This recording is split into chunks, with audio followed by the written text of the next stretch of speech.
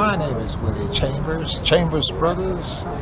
Time has come today. Love, peace, and happiness. People get ready. Curtis Mayfield. I say people stay ready. We might not have time to get ready. Anyway, the Chambers Brothers came together. Actually, it was just before the Korean War. We were picking cotton, and myself and two younger brothers, Joseph and Lester, and two of my cousins, we had a little gospel group. My brother George and another older brother Major, they sang in another an adult gospel group. And we were always singing together while we worked in the fields and at home. And we says, wait, why don't we have our own group, just the brothers? Oh, what are we going to call ourselves? So 2 or 3 weeks went by, we couldn't come up with a name that everybody came up with names, but we couldn't find one name that everybody agreed on. So we just had to call ourselves the Chambers Brothers. And we put our group together. A week later, George got drafted into the Korean War. He was gone for 3.5 years, and we waited. And when he came back, we all moved to California, and we put our group together. We were a gospel group, the Chambers Brothers, and we got really good. We were the first group to ever go into coffee houses and clubs and do gospel music. We started doing gospel music in clubs at a coffee house called the Ash Grove. They sold alcoholic beverages, and they had waitresses and people drinking and stuff. Anyway, that didn't set so well. Hayes Jackson went to Paul Coates, and she went to the Los Angeles Times. She did a whole spread about how terrible and ridiculous we were to be doing gospel in a place where alcoholic beverages are being sold. We were terrible people, and we should be ashamed of ourselves. We were blaspheming, and that scared club owners. They never heard the word blaspheming, but they knew it was something biblical. And then the union stepped in and came down on the club owners. Every gospel member has to be paid union scale or above, and there's like sometimes as many as 7 guys in a gospel group, and we had 7 guys in our group. Anyway, we couldn't get a job as a gospel group anymore. Club owners wanted us in their establishment, so they asked us, can you mix it up? Can you do a little blues, a little rock and roll, and just kind of mix it up? So we can no longer hire you as a gospel group. But if you want to come in and you can still do your gospel songs, but you got to do the other stuff with that. And so we started doing that, and before we realized we were a full-fledged rock and roll band, traveling all over the world. Short story, true story. We never wanted to have a #1 record. We never wanted to be somewhere in the top 10, top 20 was a comfortable place for the Chambers Brothers. We never tried to even have a #1 record, but we wanted to have a music that had a meaning and substance, and that would maybe enlighten somebody or help somebody in some way.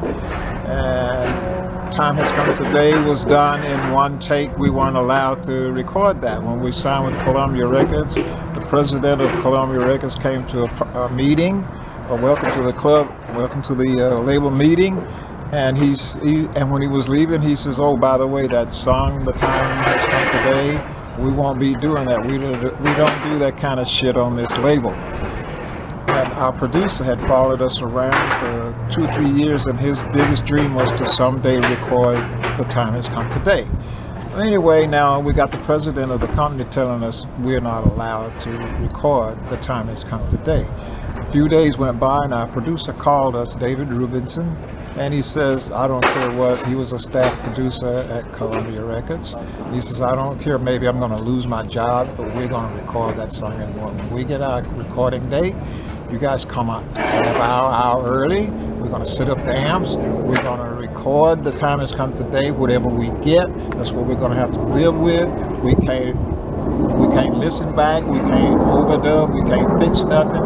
Whatever we can't even listen back. When we finish at the end of that, we'll shut down the machines as if we've never been there.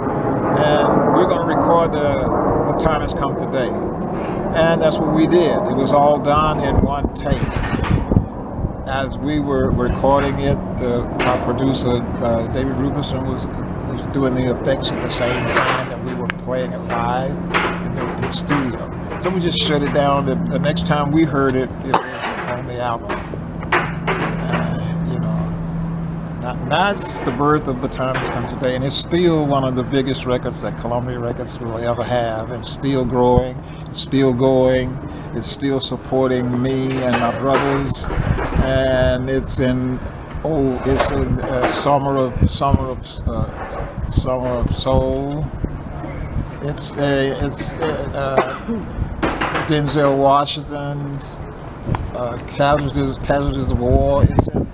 It's in over 100 movies and commercials right now, and we're still getting requests for license for that song. Did the president of Columbia ever come back and say I was wrong? Of course he did. When we were on national television on the Smothers Brothers television show, we were getting awarded our gold album on that show. Clive Davis showed up in the green room and he says, "Well, fellas, look like we got one." And we just kind of looked at him and says, "Yeah, you are one." Now, if you didn't know, now you know. The whole time we was with Columbia Records, Mr. Davis wouldn't give us studio time and would not give us a release. Wow. We gave up, I think, 2 to 3 years of our publishing to Columbia Records to get a release from Columbia Records. Every time we talk to him about promotion, "You don't have any current material, or give us some studio time." "I'm not giving you any studio time." "Or give us a release." "I'm not giving you a release." Wow. He didn't bring us, Clive Davis did not bring the Chambers Brothers to the label.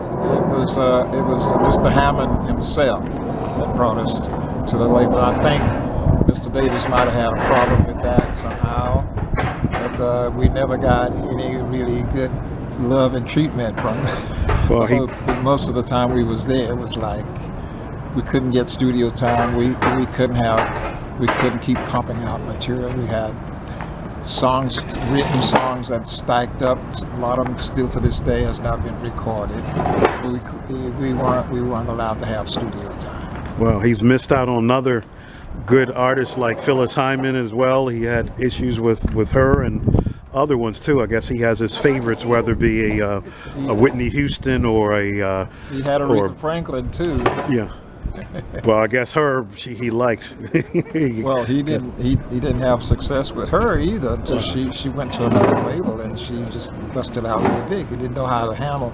Well, see, when we signed with Columbia Records, the closest thing to rock and roll that Columbia had was Paul Revere and the Raiders, and that goes way back. Like that's the closest. Columbia Records was predominantly country and westerns label mostly. But Janis Joplin wasn't on that label? Not at that time. Oh, okay. Not at that time. All that came later. They opened up to rock and roll, and they found out that it could be profitable also, and they started taking on the rock and roll artists.